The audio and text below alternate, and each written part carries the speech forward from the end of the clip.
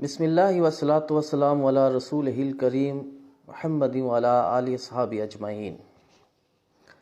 اما بعد، معزز سامعین،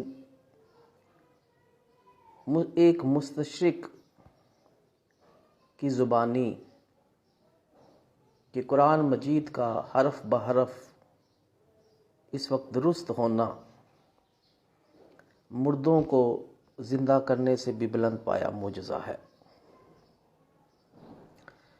معزز سامعین، ہم اس وقت اس دنیا میں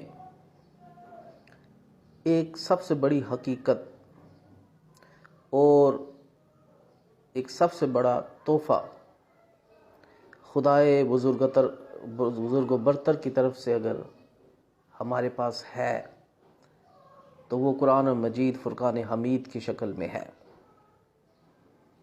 افسوس کا عالم یہ ہے کہ ہماری زندگیوں میں قرآن مجید فرقان حمید کے علاوہ سب کچھ ہے، مگر قرآن مجید ہماری زندگی میں نہیں ہے۔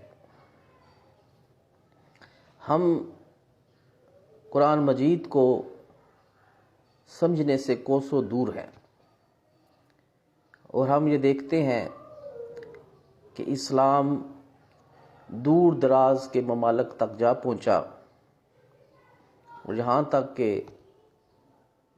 کوئی ایسا ملک نہیں تھا جہاں پر اسلام کا سورج طلوع نہ ہوا، اور یہاں تک کہ ہارون رشید عباسی خلیفہ ایک دفعہ چھت پر چڑھ کر بادلوں کی طرف دیکھ کر مخاطب ہوا کہ اے بادلو، اگر تم یہاں نہیں برستے تو نہ برسو، تم جہاں بھی برسو گے وہاں کی کھیتی کا سامان میرے پاس ہی آئے گا۔ کہ سلطنت اس قدر وسیع تھی، اور ہم نے یہ دیکھا کہ سب کچھ یہ قرآن سے وابستہ ہو کر ہی مسلمانوں کو میسر ہوا۔ جتنی بھی آج کی ترقی آپ دیکھ رہے ہیں، یہ قرآن مجید فرقان حمید ہی کے نتیجے میں ہے۔ یہ بات طے ہے کہ مسلمانوں نے قرآن سے وابستہ ہو کر بہت سی چیزوں کو ایجاد کیا، لیکن جب سیاسی طور پر یہ محکوم ہوئے تو حکام حضرات اور دوسرے جو گورے برسر اقتدار آئے دنیا کے اوپر، انہوں نے باقاعدہ طور پہ مسلمانوں کی ریسرچ کو اپنے نام سے منسوب کیا، اور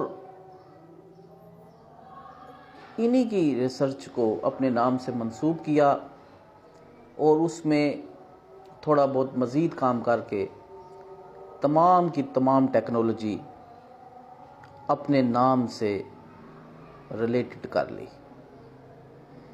یہ اس میں کوئی شک نہیں کہ یہ وہ علم کی محبت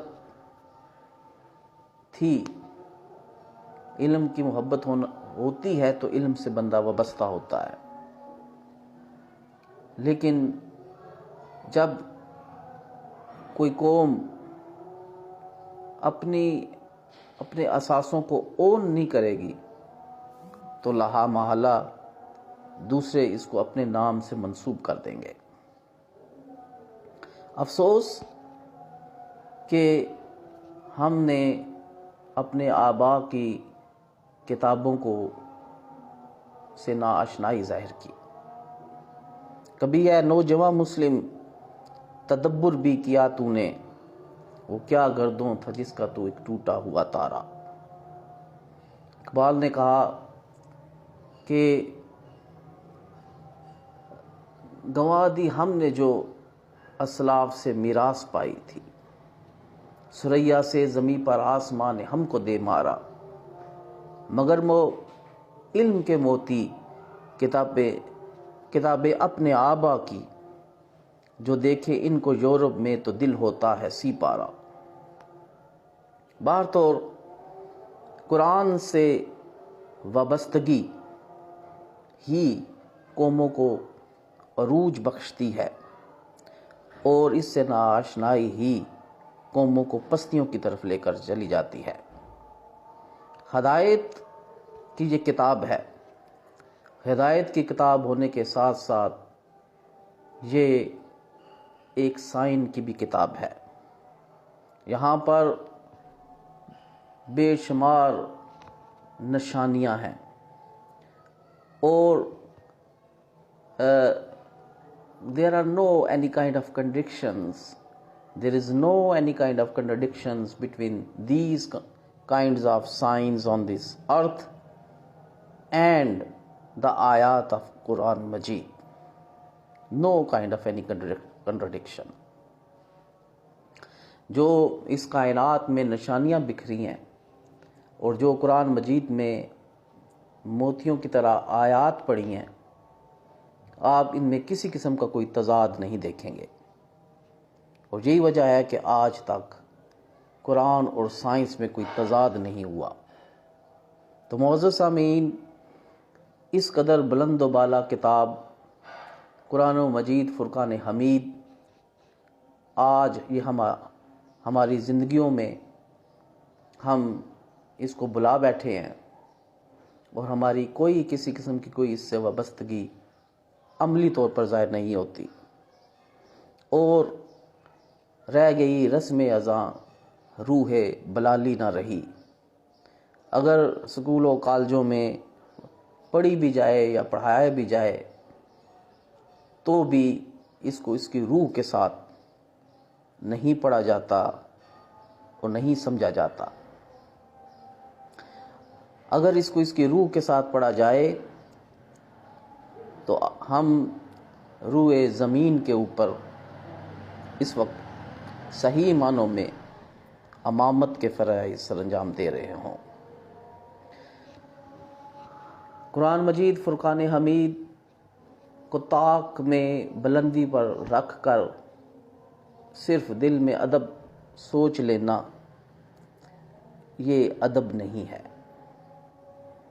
ہماری زندگیوں میں انقلاب، ہماری روح میں انقلاب اسی صورت مرتب ہو سکتا ہے جب یہ قرآن مجید ہمارے ناشتے کے ٹیبل پر ہو، اور ہر دن اس کے ہر ایک لفظ اور ہر ایک آیت کے اوپر ہمارا غور ہو۔ قرآن مجید فرقان حمید اس قدر پر لذت کتاب ہے کہ یہ مکمل طور پہ ہم یہ کہہ سکتے ہیں کہ اس کلام سے حاصل ہونے والی لذت کسی اور چیز میں نہیں ہے۔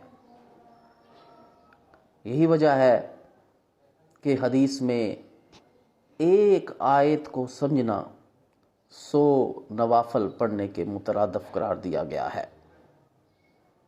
معزز سامعین، جب 100 نوافل پڑھے جائیں گے تو اس میں کتنا قرآن پڑھا جاتا ہے، جبکہ ایک آیت کو سمجھنا کس قدر کس قدر مقام رکھتا ہے اور اہمیت رکھتا ہے۔ تو ہم انشاءاللہ العزیز